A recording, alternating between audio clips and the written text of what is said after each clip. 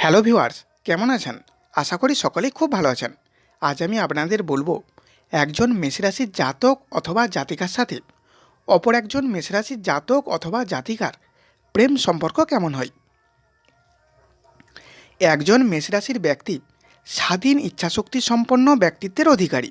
যখন দুজন মেষরাশির ব্যক্তি কোনো সম্পর্কে থাকে তখন তারা নিজেদের জন্য এমন একটি জায়গা তৈরি করে যেখানে তারা সহজেই নিঃশ্বাস নিতে পারে।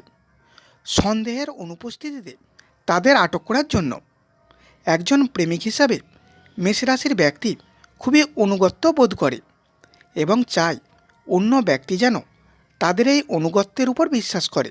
দুইটি মেষরাশির জাতক জাতিকা প্রেমের মিলনে উভয় ব্যক্তি মঙ্গল গ্রহ দ্বারা শাসিত হয়।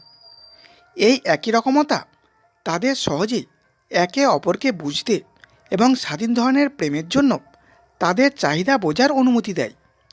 সুতরাং সংক্ষেপে একটি মেষ এবং অপর একটি মেষ দম্পতি দীর্ঘমেয়াদী ভারসাম্যপূর্ণ প্রেম গড়ে তোলার ক্ষেত্রে আরও ভালো হয়।